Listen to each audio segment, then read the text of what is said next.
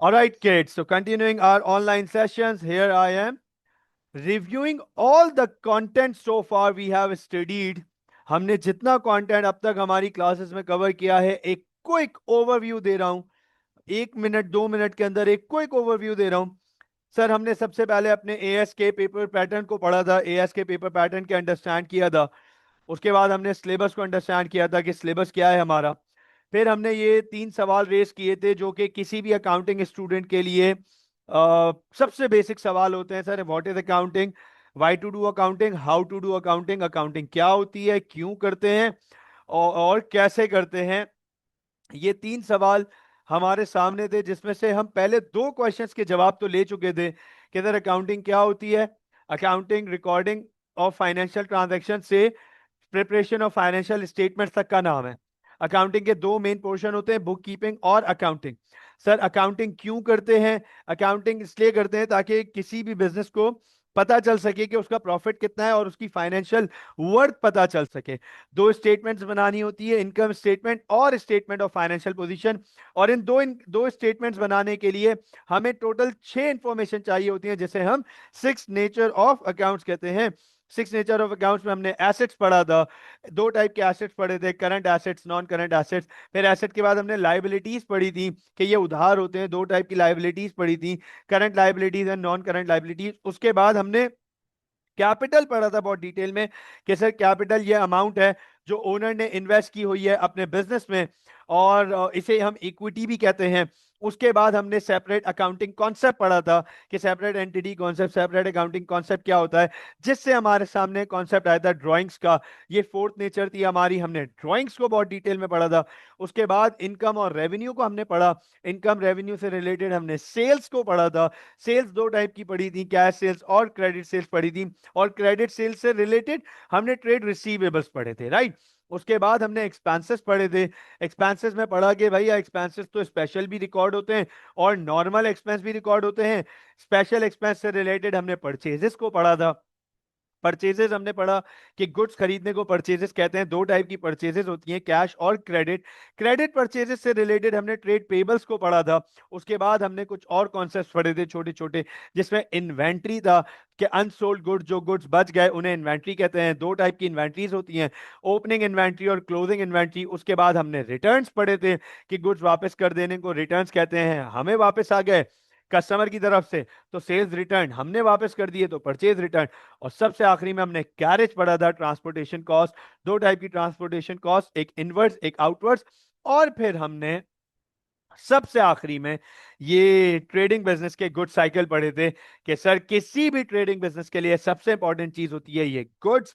और गुड्स को हम जब खरीदते हैं तो परचेजेस कहते हैं, उस पे कैरेज इनवर्ड्स लिखता है। जब हम बेचते हैं तो उसे सेल्स कहते हैं, उस पे कैरेज आउटवर्ड्स लिखता है। खरीदे थे, बेच नहीं सके, बच गए, उसे इन्वेंट्री कहते हैं। वापस हमें आ गए तो सेल्स रिटर्न, जिसे रिटर्न इनवर्ड्स कहते हैं। और अगर हम वापस कर दें तो उसे परचेजेस रिटर्न, रिटर्न आउटवर्ड्स कहते हैं। तो सर ये हमने एज ऑफ राइट नाउ अब तक टोटल पढ़ चुके हैं हम।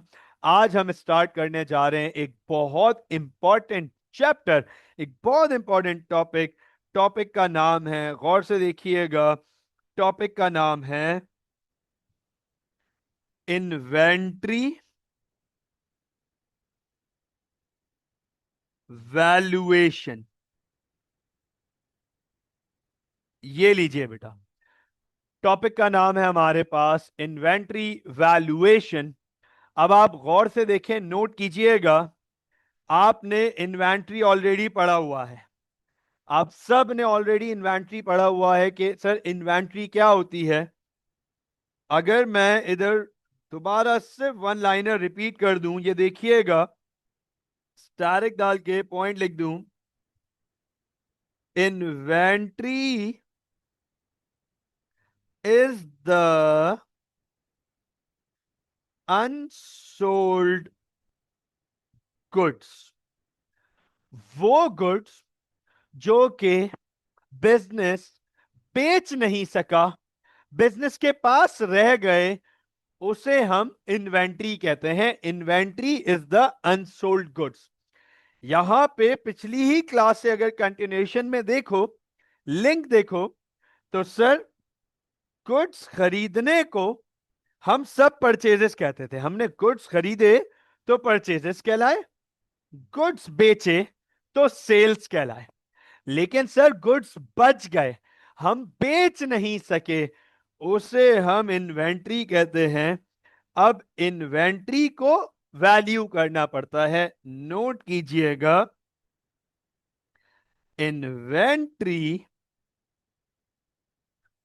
Needs to be valued. अब हमें इन्वेंट्री को वैल्यू करना होता है। बिजनेस हम कर रहे हैं, अब मंथ के एंड पे, साल के एंड पे हमारे पास गुड्स बच गए हैं। अब मिसाल के तौर पे एएस स्मार्ट, एएस स्मार्ट हमने ओपन किया हुआ है, एएस स्मार्ट में हम सामान खरीद रहे हैं, सामान खरीदने को परचेजेस कहेंगे। एएस स्मार्ट में हम सामान बेच रहे हैं, सामान बेचने को हम सेल्स कहेंगे। सामान बच गया, हमारे मार्ट में सामान बच गया, गुड्स बच गए, उसे इन्वेंट्री कहेंगे। याद रखिएगा, बिजनेस को, उस इन्वेंट्री को वैल्यू करना पड़ेगा। उस टॉपिक का नाम है इन्वेंट्री वैल्यूएशन, उस टॉपिक का नाम है inventory valuation. Inventory needs to be valued so that business knows how much inventory do they have in hand. ये मैं इधर पूरा पॉइंट पे लिख देता हूं, inventory needs to be valued so that business knows how much value of inventory is in hand, कि कितने रुपए की इन्वेंट्री, कितने डॉलर की इन्वेंट्री बिजनेस के, हाँ बिजनेस के हाथ में। बेटा ये अब्दुल्ला आगे यही टॉपिक का नाम है, अभी टॉपिक इंट्रोड्यूस किया है मैंने, अभी तो वेज आएंगे, सारी चीजें आएंगी, ठीक है ना। तो इन्वेंट्री वैल्यू करना पड़ता है बिजनेस को, ताकि ये पता चल सके कि बिजनेस के पास कितने रुपए की, कितने डॉलर की इन्वेंट्री मौजूद है। नोट कीजिएगा, गौर से देखिएगा, मैं आपके सामने एक स्टैरिक लिख रहा हूं, ये स्टैरिक आगे जाके आपके टॉपिक्स के साथ कनेक्ट होगा। ये मैं स्टैरिक लिख रहा हूं, इस स्टैरिक पे फोकस कीजिएगा। मैं आपके सामने स्टैरिक लिख रहा हूं, ये देखिएगा, inventory becomes a very important part of cost of sales in income statement. Therefore, placing a right value on inventories is very important. अब आप देखें, हमने अपनी अकाउंटिंग की सबसे पहली क्लास में एक बात डिस्कस की थी कि सर अकाउंटिंग करते क्यों हैं। अकाउंटिंग इसलिए करते हैं ताकि बिजनेस ये पता कर सके कि उसका प्रॉफिट कितना हुआ। यह अभी थोड़ी देर पहले मैंने रिपीट भी किया था। और उसके लिए बिजनेस को बनानी पड़ती है इनकम स्टेटमेंट, ये देखो ये हाईलाइट कर रहा हूं, उसके लिए बिजनेस को बनानी पड़ती है इनकम स्टेटमेंट। कितना प्रॉफिट हुआ ये पता करने के लिए बिजनेस बनाएगा इनकम स्टेटमेंट। और इनकम स्टेटमेंट के अंदर एक बहुत इंपॉर्टेंट पोर्शन होता है जिसको हम कहते हैं cost of sales. Income statement के अंदर एक बड़ा इंपॉर्टेंट पोर्शन होता है जिसे हम कहते हैं cost of sales. Cost of sales में इन्वेंट्री आती है, कॉस्ट ऑफ सेल्स का पार्ट बनती है दोनों इन्वेंट्रीज, ओपनिंग इन्वेंट्री भी एंड क्लोजिंग इन्वेंट्री भी। हम आगे जाके, मैंने अभी बताया, हम आगे जाके इसको लिंक करेंगे जब आगे हम क्लासेस में जाएंगे, आगे हम इनकम स्टेटमेंट के फॉर्मेट पे जाएंगे, तब आपके सामने फॉर्मेट आएगा इनकम स्टेटमेंट का, आप वहां देखेंगे कॉस्ट ऑफ सेल्स, और कॉस्ट ऑफ सेल्स में आप देखेंगे इन्वेंट्रीज, ओपनिंग इन्वेंट्री भी देखेंगे और क्लोजिंग इन्वेंट्री भी देखेंगे। तो एक बात पता चली आज की क्लास में कि सर हमें कितना प्रॉफिट हुआ ये पता करने के लिए इनकम स्टेटमेंट बनानी पड़ती है। इनकम स्टेटमेंट बनाने के लिए हमें कॉस्ट ऑफ सेल्स पता करना होता है। कॉस्ट ऑफ सेल्स में हमारे पास ओपनिंग इन्वेंट्री भी आती है और क्लोजिंग इन्वेंट्री भी आती है। इसलिए आज की क्लास में यह बात समझ आई कि सर वो जो इन्वेंट्री की वैल्यू है पता करनी, जो हमें पता करनी है कि इन्वेंट्री की क्या वैल्यू है, वो बहुत इंपॉर्टेंट है हमारे लिए। तो आई होप बैकग्राउंड समझ आया होगा। अब सवाल आ जाता है, स्टूडेंट्स का सवाल आ जाता है। हाँ, अब्दुल्ला का सवाल आया था कि सर ये इन्वेंट्री कैसे निकालते हैं एग्जैक्टली यूसुफ। अब देखिए यूसुफ ने ऑलरेडी अकाउंट्स पढ़ी हुई है ओ लेवल्स में, तो he must be knowing a lot. Hafsa है और दो तीन स्टूडेंट्स हैं हमारे पास जिन्होंने ऑलरेडी अकाउंट्स पहले पढ़ी हुई है हमारे पास ओ लेवल्स में। उनको आइडिया है कि सर हम बेसिकली कॉस्ट ऑफ सेल्स इसलिए निकालते हैं ताकि ग्रॉस प्रॉफिट निकाल सकें, राइट। ये सब आपको पता होगा। जिन्होंने अकाउंटिंग नहीं पढ़ी हुई उनके लिए बिल्कुल ये रॉ है।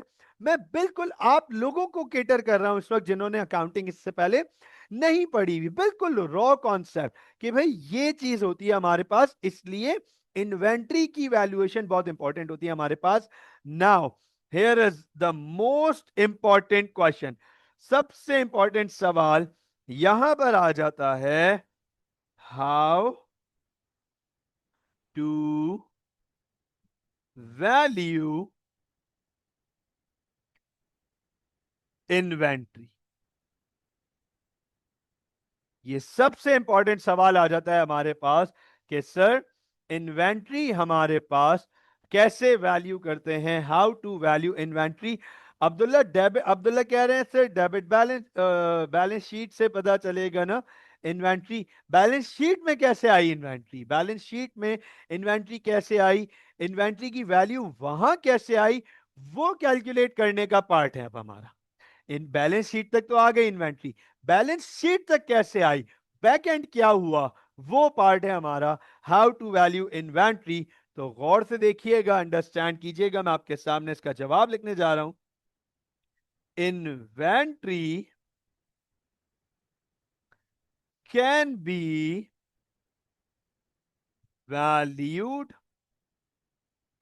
इन थ्री वैल्यूज या three ways. Inventory can be valued in three ways. हम इन्वेंट्री को तीन तरीकों से वैल्यू कर सकते हैं, गौर से देखिएगा। Number one, at what it is considered to be worth. Number two, at its selling price. And number three, at its cost price. All right, guys, attention दीजिएगा बेटा। हम बात कर रहे हैं इन्वेंट्री की। गाड़ी बेचने वाला ऑटोमोबाइल बिजनेस, उसके पास गाड़ियां खड़ी हुई होंगी by the end of a time period. कोई भी टाइम पीरियड एंड होगा तो उसके पास गाड़ियां खड़ी हुई होंगी। अब उन गाड़ियों को वैल्यू करना है, उसे इन्वेंट्री वैल्यूएशन कहते हैं। कंप्यूटर वाले के पास कंप्यूटर पड़ा हुआ होगा, फर्नीचर वाले के पास फर्नीचर पड़ा हुआ होगा, और सुपरमार्ट्स के पास गुड्स पड़े हुए होंगे। गुड्स का मतलब चीजें पड़ी हुई होंगी। तो उनको वैल्यू करना बहुत इंपॉर्टेंट है, उसको इन्वेंट्री वैल्यूएशन कहते हैं। तो अब इन्वेंट्री को हम तीन वैल्यूज में वैल्यू कर सकते हैं, तीन वेज में हम वैल्यू कर सकते हैं। पहला पॉइंट है at what it is considered to be worth. अब मैं आसान अल्फाजों में अगर इसको समझा दूं तो इसका मतलब यह है कि हमें जो लगे इसकी वैल्यू हम वो प्लेस कर दें। जैसे मिसाल के तौर पे फॉर एग्जांपल लेट सपोज मैं एक अगर रिस्ट वॉच का काम करता हूं, लेट सपोज मैं रिस्ट वॉच का खरीदता बेचता हूं, रिस्ट वॉच का ट्रेडर हूं। अब ये मेरे पास एक wrist watch let suppose unsold पड़ी हुई है, इन्वेंट्री में मौजूद है। At what it is consider to be worth का मतलब है मेरा जो दिल चाह रहा है, मुझे जो लग रहा है यार इसकी वैल्यू ये होगी, मैं उस वैल्यू पे प्लेस कर दूं। गौर से सुनिएगा, मुझे लग रहा है कि यार इसकी वैल्यू 1 लाख रुपए होनी चाहिए, तो मैं 1 लाख रुपए पे लिख दूं। मुझे लग रहा है कि नहीं यार ये तो वन ऑफ अ काइंड है और दुनिया में ऐसी दूसरी है ही नहीं, तो यार ये तो 10 लाख रुपए की होनी चाहिए, तो चलो इसको 10 लाख रुपए पे लिख दें। अंडरस्टैंड करना, मैं आपके सामने एक एक करके नोट्स लिख रहा हूं। गौर से देखिएगा, मैं आपके सामने नोट्स लिखूंगा एक एक करके। गौर से देखिएगा, नोट फॉर ए। देखो, अब मैं ए से रिलेटेड एक नोट लिख रहा हूं। नोट देखिएगा क्या लिख रहा हूं। This way is subjective and accounting has no room for subjectivity, therefore this method is considered wrong। अब हमारे पास अकाउंटिंग में पहला मेथड है, at what it is considered to be worth. At what it is considered to be worth. अब consider to be worth का क्या मतलब है?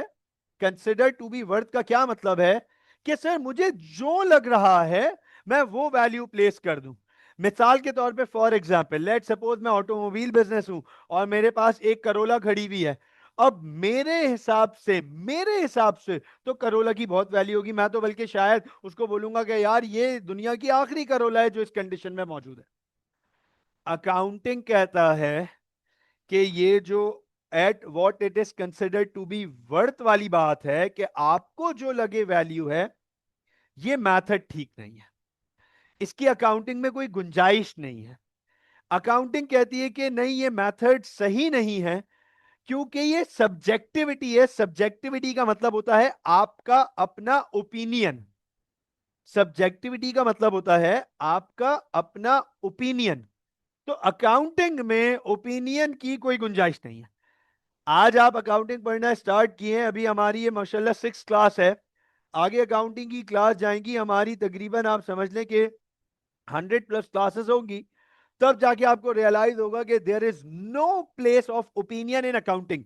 Accounting is a known fact. Accounting पूरी फैक्चुअल बेसिस पर है, उसमें कोई ओपिनियन नहीं है। मेरा और आपका कोई ओपिनियन एग्जिस्ट नहीं करता। अकाउंटिंग रूल्स हैं, अकाउंटिंग पॉलिसीज हैं जो हमें फॉलो करनी है। तो पहला पॉइंट जो था at what it is considered to be worth, ये तो एलिमिनेट हो गया, ये कैंसिल हो गया। अब ये क्यों वैलिड नहीं है, अब सुन लो जरा। इसकी थ्योरी आ सकती है, आपके पास इसकी थ्योरी आ सकती है कि why we don't value inventory at what it is considered to be worth. इसकी थ्योरी आ सकती है एएस लेवल पे। इसका जब ये वैलिड मेथड ही वैलिड नहीं है तो न्यूमेरिकल तो वैसे ही टेस्ट नहीं होगा। थ्योरी आ सकती है कि why inventory is not valued at what it is considered to be worth, तो उसका जवाब होगा because it is subjective. Worth is subjective and there is no subjectivity in accounting. तो पहला मेथड तो हमारा इसलिए एलिमिनेट हो गया। अब चलते हैं जरा दूसरे मेथड की तरफ, एट इट्स सेलिंग प्राइस। अब अगर हम इन्वेंट्री को उसकी सेलिंग प्राइस पे मेजर करें तो सर इस पे क्या बात बोली गई है, इस पे अकाउंटिंग क्या कहती है, ये कितना सही तरीका है एट इट्स सेलिंग प्राइस। तो गौर से देखिएगा, यहां पे मैं आपके सामने नोट लिखने जा रहा हूं। Note for B. आप नोट देखिएगा, मैं आपके सामने नोट लिखने जा रहा हूं at its selling price. Selling price की पे क्या नोट लिखा है? This way is also not recommended as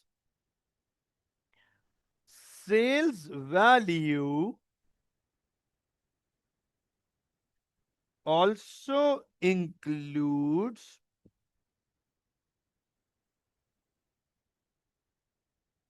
profit. However,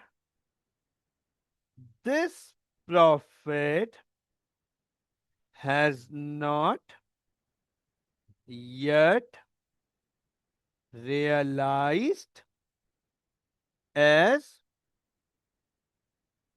good is still with the business. अब इस बात को अंडरस्टैंड कीजिएगा। इन्वेंट्री वैल्यू करने के हमारे पास तीन तरीके हैं। पहला, what it is considered to be worth, वो रॉन्ग हो गया, उसको अकाउंटिंग ने रॉन्ग कह दिया कि ये तरीका वैलिड नहीं है। अब आप, हो सकता है आप लोगों के माइंड में इस वक्त ये सवाल हो कि सर अगर ये तरीका वैलिड ही नहीं है तो आप हमें पढ़ा क्यों रहे हैं? क्योंकि ये थ्योरी में टेस्ट हो सकता है। एग्जामिनर आपसे ये पूछ सकता है कि बताओ ये तरीका गलत क्यों है। ये रीजन आ सकता है, आपसे रीजनिंग पूछी जा सकती है कि बताएं ये तरीका गलत क्यों है, why it is considered wrong to value inventory what it is considered to be worth. अब आ जाते हैं जरा दूसरे मेथड पे। दूसरा मेथड है एडेड सेलिंग प्राइस, के इन्वेंट्री को उसकी सेलिंग प्राइस पे वैल्यू करो। सेलिंग प्राइस का मतलब है, for example let suppose, understand कीजिएगा, मैंने ये घड़ी खरीदी लेट सपोज 25,000 रुपए की। लेट सपोज मैंने ये घड़ी खरीदी 25,000 रुपए की और मैंने डिस्प्ले पे लगाई हुई है कि मैं इसको बेचूंगा 45,000 की। मैं इसे बेचूंगा 45,000 की। ये मैंने खरीदी है 25,000 की, 25,000 की, और इसे मैं बेचूंगा 45,000 की। तो अंडरस्टैंड करना, इस घड़ी को मैंने खरीदा 25,000 में, उसे कहते हैं हम कॉस्ट प्राइस। उसे हम कहते हैं कॉस्ट प्राइस। 25,000 पे खरीदा, उसे हम कहते हैं कॉस्ट प्राइस। और मैंने ये घड़ी बेचने का सोचा है 45,000 पे। मैंने डिस्प्ले पे लगाया हुआ है कि ये घड़ी मैं 45,000 की सेल कर रहा हूं। ये है इसकी सेलिंग प्राइस। अब समझिएगा, क्या सेलिंग प्राइस के अंदर प्रॉफिट मौजूद है? जरा जवाब दीजिएगा सब लोग। Yes please. हाँ जी गाइस, क्या सेलिंग प्राइस के अंदर प्रॉफिट मौजूद है ना? सेलिंग प्राइस के अंदर प्रॉफिट मौजूद है। आप सब नोट करो, आप सब अंडरस्टैंड करो, प्रॉफिट मौजूद है। सर 45,000 की हम बेचने का सोच रहे हैं, जबकि हमें ये पड़ रही है 25,000 की। इसका मतलब 20,000 का प्रॉफिट मौजूद है। इसका मतलब 20,000 का प्रॉफिट मौजूद है। अब आप मुझे ये बताओ, ये 20,000 का प्रॉफिट हमें किस वक्त होगा? जब हम बेचेंगे, राइट? ये बात सही है। ये 20,000 का प्रॉफिट हमें किस टाइम होगा? जिस वक्त हम ये घड़ी बेचेंगे। अभी हमारे पास ये घड़ी काउंटर पे मौजूद है, क्या हमें प्रॉफिट हो गया?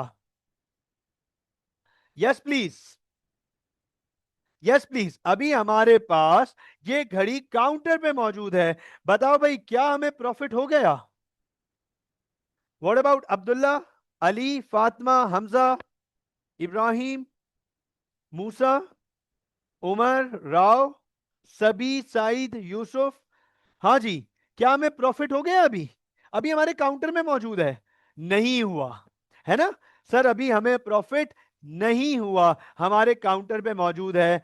अब अगर हम इसको 45,000 पे रिकॉर्ड करें हमारी बुक्स में, अब अगर हम इसको 45,000 पे रिकॉर्ड करें हमारी बुक्स पे, तो गौर से देखिएगा, this way is also not recommended. ये रिकमेंडेड नहीं है। अकाउंटिंग इसको रिकमेंड नहीं करती। अकाउंटिंग मैथड्स इसको रिकमेंड नहीं करते। क्यों नहीं करते? क्योंकि सेल्स वैल्यू में प्रॉफिट मौजूद है, सेल्स वैल्यू के अंदर प्रॉफिट भी मौजूद है। उस 45,000 के अंदर 20,000 का प्रॉफिट मौजूद है, लेकिन ये प्रॉफिट अभी तक रियलाइज नहीं किया गया है, क्योंकि ये घड़ी, ये जो गुड है, ये तो अभी तक बिजनेस के पास है। जब बिजनेस ने ये गुड बेचा ही नहीं तो इसका प्रॉफिट कैसे रियलाइज हो गया? तो इसलिए हम इसे सेलिंग प्राइस पे भी वैल्यू नहीं करेंगे। दूसरा मेथड भी रॉन्ग हो गया। अब आपको पता चल गया दो मेथड्स हमारे पास अप्लाई नहीं हो सकते। They are there but they are not valid. They are there but they are not acceptable. ठीक हो गया। अब आ जाते हैं हम बेटा इन्वेंट्री वैल्यूएशन। अब्दुल्ला, आप आगे देखेंगे कि हमें इन्वेंट्री को बाकायदा वैल्यू करना होता है, तो हम उसकी कॉस्ट ढूंढते हैं। फिर हम उसकी कॉस्ट ढूंढते हैं, फिर हम उसके कॉस्ट पे जाएंगे। तो अब आ जाता है हमारे पास। नहीं उमर, बिल्कुल भी रॉन्ग नहीं है, अभी देखिएगा नोट लिख रहा हूं, उस पर बात करते हैं। अब आ जाता है हमारे पास थर्ड मेथड, उस पे नोट लिख रहा हूं। नोट फॉर सी। अब हमारे पास तीसरे का नोट लिखने जा रहा हूं, गौर से देखिएगा। This method is acceptable by accounting as it fulfills IAS 2, which states that inventory should always be recorded at, यहां पे मैं एक इन्वर्टेड कॉमास में पॉइंट लिखने जा रहा हूं, at lower of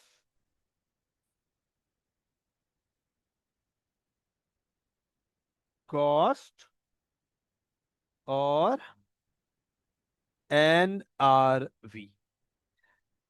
okay guys, understand कीजिएगा, फोकस कीजिएगा, फिर लोअर ऑफ कॉस्ट और NRV को भी एक्सप्लेन करूंगा डिटेल में। अब हमारे पास तीसरा मेथड है, which is saying inventory should be valued at its cost price. कि हम इन्वेंट्री को वैल्यू करें उसकी कॉस्ट प्राइस पे। कि हम इन्वेंट्री को वैल्यू करें उसकी कॉस्ट प्राइस पे, कि ये इन्वेंट्री हमें जितने की पड़ी हम उस वैल्यू पे इसे रिकॉर्ड कर दें।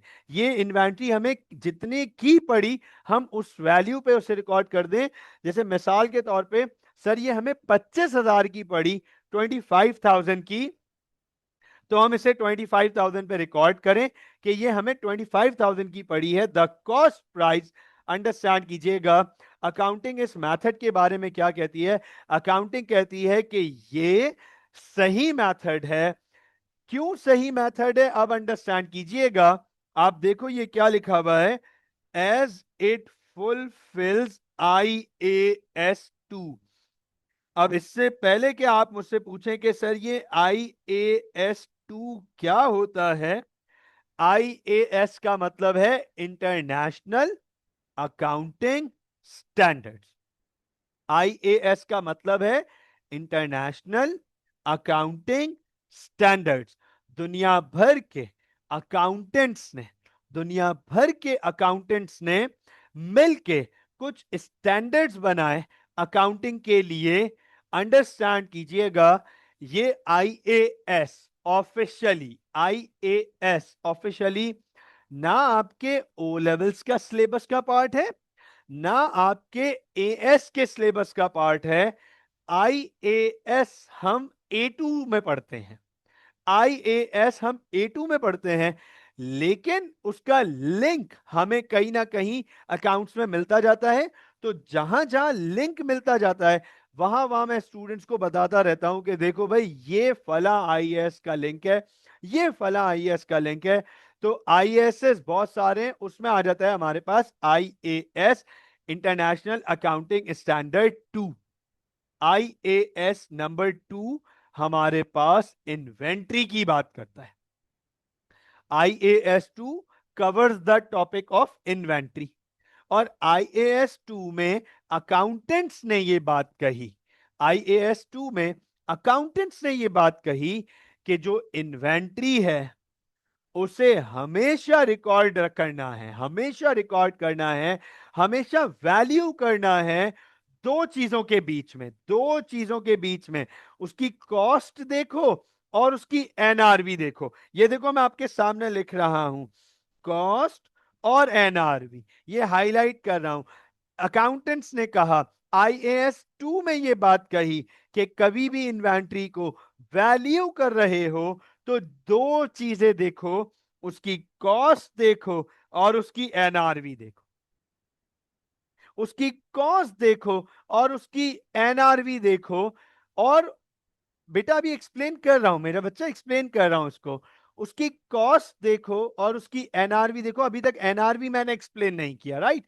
अकाउंटेंट्स ने क्या बोला आपको यहां तक सिर्फ इतना पता होना चाहिए कि अकाउंटेंट्स ने इन्वेंट्री वैल्यूएशन से रिलेटेड IAS 2 में यह बात बोली है कि इन्वेंट्री को वैल्यू करने के लिए दो चीजें देखें, एक उसकी कॉस्ट देखें और एक उसकी एनआरवी देखें।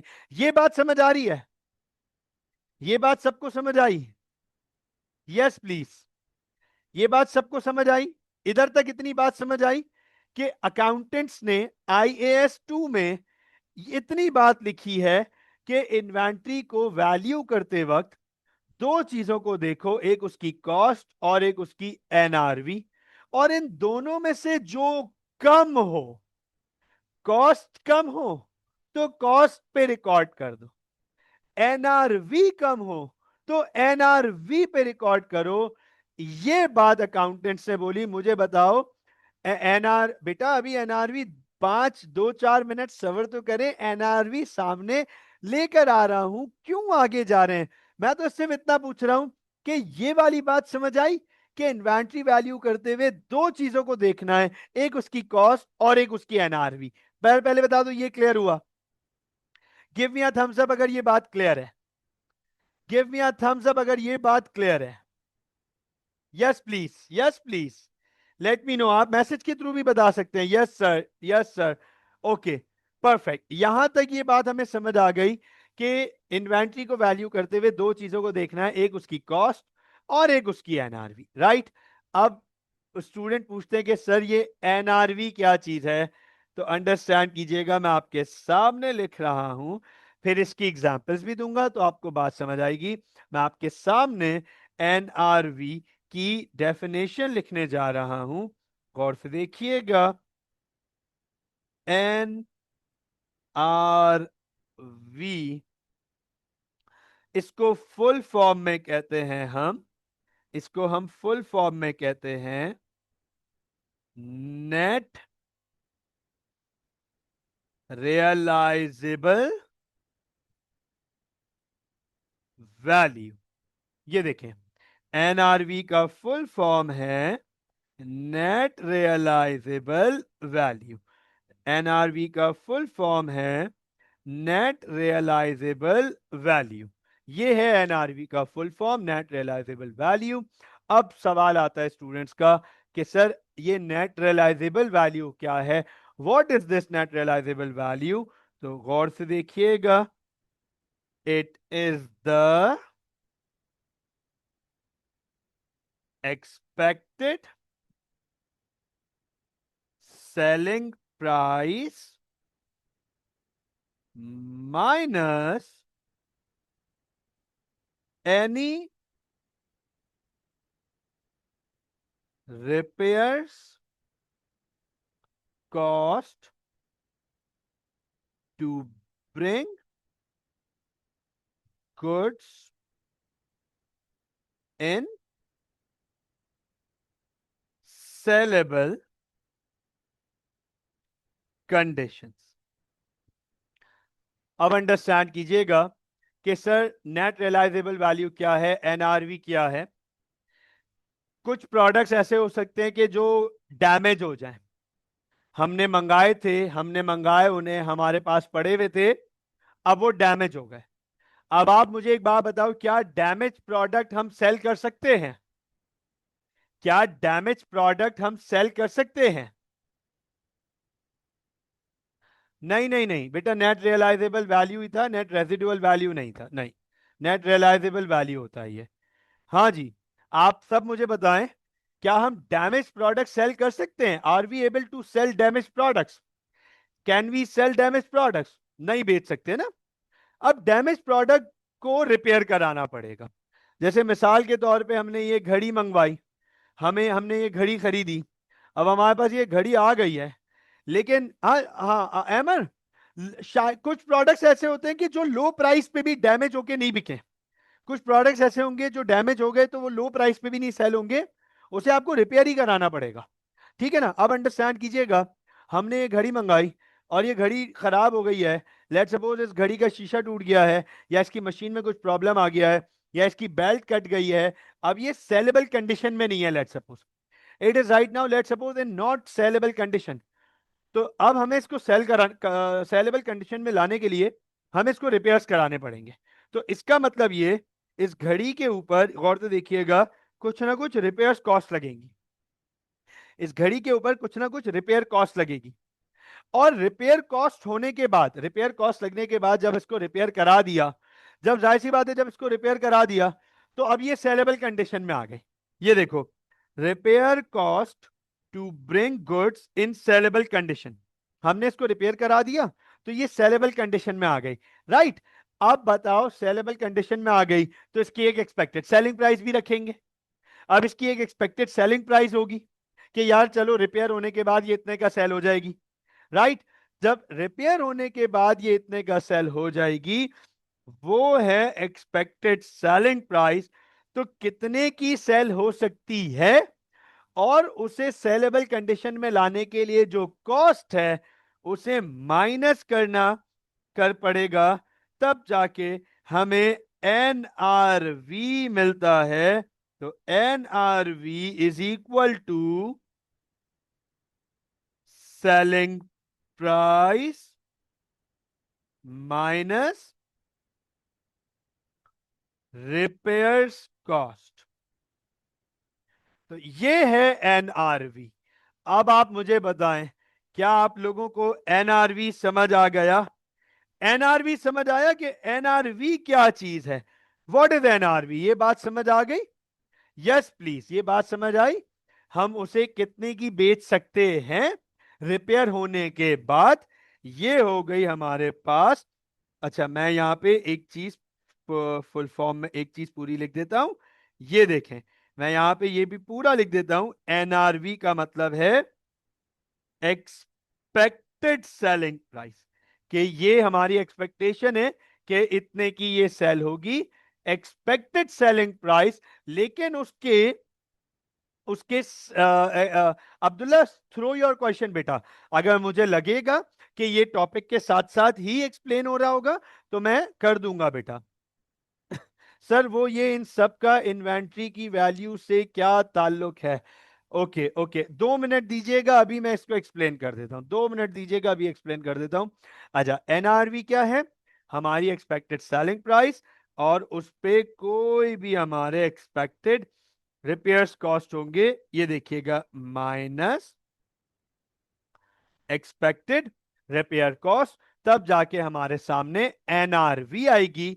अब एनआरवी, एक अब्दुल्ला 2 मिनट दीजिएगा, एक चीज में एक चीज पूरी क्लियर करा के फिर आपके इस क्वेश्चन की तरफ वापस आता हूं। डोंट वरी बेटा, ये सारी चीजें समझा देता हूं। अच्छा, अब आप देखो, एनआरवी क्या है? कितने का प्रोडक्ट एक्सपेक्टेडली बेचेंगे, और उस पे एक्सपेक्टेड क्या रिपेयर कॉस्ट आएगी हमारी, उसको माइनस कर देंगे तो उसके डिफरेंस से हमें एनआरवी मिल जाएगा। एनआरवी को एनआरवी को प्रोडक्ट की कॉस्ट से कंपेयर करना है। एनआरवी को प्रोडक्ट की कॉस्ट से कंपेयर करना है, और कॉस्ट और एनआरवी में जो कम हो उसे हम रिकॉर्ड करेंगे, उस वैल्यू को हम इन्वेंट्री के लिए यूज करेंगे। ये है IAS 2। अब आप लोगों को IAS 2 की बात समझ आ गई होगी, आप लोगों को IAS 2 क्लैरिफाई हो चुका होगा कि IS2 कहता है कि इन्वेंट्री को वैल्यू करने के लिए दो चीजों को देखो, एक उसकी कॉस्ट और एक उसकी एनआरवी। दोनों में से जो कम हो, अगर कॉस्ट कम है तो कॉस्ट यूज कर लो, अगर एनआरवी कम है तो फिर एनआरवी को यूज करो। मुझे बताओ क्या यहां तक क्लैरिटी है? यस प्लीज, मुझे प्रिसाइजली सिर्फ यहां।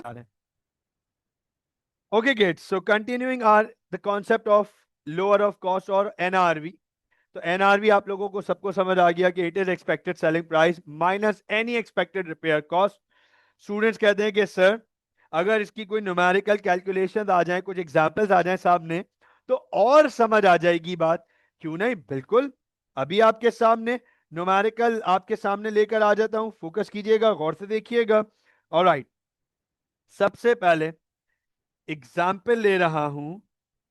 एग्जाम्पल, गौर से देखिएगा। Example, mister A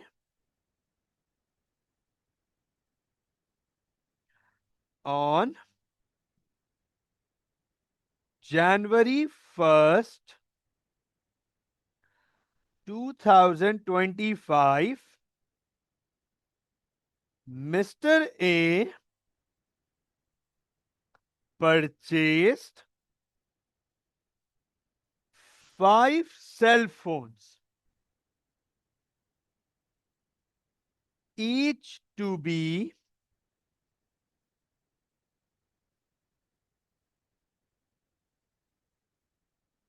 each at $600 to be sold for $900 each। चलो बताओ, 1 जनवरी 2025 को मिस्टर ए ने कितने सेलफोन परचेज किए? हाँ जी, 1 जनवरी 2025 को मिस्टर ए ने कितने सेलफोन्स परचेज किए? कौन बताएगा? हाँ भाई, 1 जनवरी 2025 को मिस्टर ए ने कितने सेलफोन परचेज किए? गाइस, 1 जनवरी 2025 को मिस्टर ए ने कितने सेलफोन परचेज किए? Yes please, 5 cellphone, right. हर एक सेलफोन उन्होंने कितने का खरीदा? हर एक सेलफोन उन्होंने कितने का खरीदा? बिल्कुल ठीक, पांच पांच सेलफोन खरीदे। और सर हर एक सेलफोन उन्होंने $600 का खरीदा है। हर एक सेलफोन उन्होंने $600 का खरीदा। ये कौन है जो बोल रहा है 400 का प्रॉफिट? वेट वेट वेट, ये कौन आया है भाई? 400 का प्रॉफिट कौन लेकर आ गया? कोई तो था। ये कौन सी अकाउंटिंग हो रही है? कौन सी मैथमेटिक्स है ये? रुक जा भाई, कहां गया? कहां चले गया?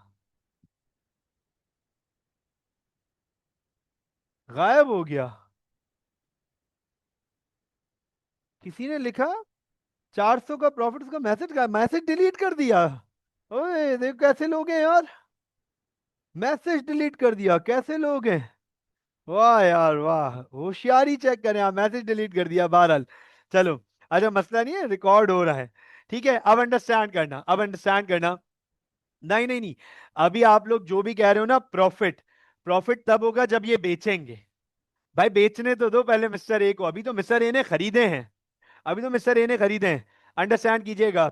बताओ हर एक सेलफोन की क्या वैल्यू है, और हर एक सेलफोन कितने का खरीदा है? गौर से देखिएगा, हर एक सेलफोन कितने का खरीदा है? गौर से देखिएगा, यहां पे लिख रहा हूं कॉस्ट, कॉस्ट 600 ईच। हर एक सेलफोन $600 का मिस्टर ए ने खरीदा है। अच्छा एक बात बताओ, क्या ये सेलफोन सेलेबल कंडीशन में है? क्या ये सेलफोन सेलेबल कंडीशन में है, या इन्हें कुछ रिपेयर शिपेयर कराना पड़ेगा? क्या ये सेलफोन सेलेबल कंडीशन में है, या इन्हें रिपेयर कराना पड़ेगा? बताओ भाई, क्या लगता है आप लोगों को? उमर कह रहे हैं कि सर नो आइडिया। नहीं, अगर इसके अगर कोई रिपेयर होता तो बताया हुआ होता। अगर कुछ रिपेयर होता तो बताया वो था। एमर इज राइट अबाउट इट। एमर कह रहे हैं कि सर सेलेबल कंडीशन में, है ना। अली कह रहे हैं sir depends on the condition. Ali उन्होंने बिल्कुल लेट सपोज मार्केट से बहुत अच्छी कंडीशन में खरीदे और कुछ बताया हुआ नहीं है, तो हम ये कंसिडर करेंगे कि सेलेबल कंडीशन में है। अब सुनो, अब गौर से देखना, अब हम इसकी एनआरवी निकालेंगे। चलो भाई, ये देखो, अब हम इसकी एनआरवी निकालेंगे। एनआरवी के फॉर्मूले में सबसे पहली चीज है एक्सपेक्टेड सेलिंग प्राइस। एनआरवी के फॉर्मूले में सबसे पहली चीज है एक्सपेक्टेड सेलिंग प्राइस। बताओ उन्होंने क्या एक्सपेक्ट किया हुआ है कि वो कितने का बेचेंगे इसे, देख के बताएं। बताओ उन्होंने कितना एक्सपेक्ट किया है कि वो उसे कितने का बेचेंगे। यस प्लीज, देख के बताएं जरा, कितने का बेचेंगे। 900, 900 राइट। तो इसका मतलब है एक्सपेक्टेड सेलिंग प्राइस हो गई 900। अच्छा, अब आप लोग जरा ये बताओ, क्या कोई इसकी एक्सपेक्टेड रिपेयर कॉस्ट है। कहीं बताया उन्होंने कि कोई रिपेयर शिपेयर की जरूरत है। जब उन्होंने बताया ही नहीं है, तो इसका मतलब कोई रिपेयर की जरूरत नहीं होगी, ऐसा ही है। जब रिपेयर की जरूरत है ही नहीं, तो रिपेयर, एक्सपेक्टेड रिपेयर हो गए जीरो। एक्सपेक्टेड रिपेयर्स हो गए हमारे जीरो। तो अब आप जरा मुझे ये बताएं कि इसकी एनआरवी कितनी आई। क्या एनआरवी 900 ईच आ गई, $900 ईच आ गई। अब आप बताओ, आपके सामने कॉस्ट भी आ गई, आपके सामने कॉस्ट भी आ गई, और आपके पास एनआरवी भी आ गई। जरा ये लाइन पढ़ दीजिएगा, inventory should always be recorded at lower of cost और एनआरवी। कॉस्ट और एनआरवी को कंपेयर करेंगे, कॉस्ट और एनआरवी को कंपेयर करेंगे, और इनमें से जो लो होगी हम उस पर रिकॉर्ड करेंगे। तो अब आप जरा देख के बताएं, कॉस्ट लो है या एनआरवी लो है। जल्दी से देख के बताएं, कॉस्ट लो है या एनआरवी लो है। हाँ भाई, कॉस्ट लो है या एनआरवी लो है, आपके सामने दिख रहा है। Very good, very good. अब समझ आया, कॉस्ट लोअर है। तो अब बताओ, क्या मिस्टर ए ने सारे सेलफोन बेच दिए या कुछ पड़े हुए हैं मिस्टर ए के पास। सर बेचने का तो कुछ बताया ही नहीं है, तो इसका मतलब है मिस्टर ए के पास इस ट्रांजैक्शन के बाद जो इन्वेंट्री मौजूद है, इस ट्रांजैक्शन के बाद मिस्टर ए के पास जो इन्वेंट्री मौजूद है, वो 5 सेल फोन्स एट $600। इसका मतलब $3000 की इन्वेंट्री मिस्टर ए के पास मौजूद है। अब आप मुझे बताएं, क्या बात समझ आई, इन्वेंट्री को कैसे वैल्यू किया हमने। Yes please, yes.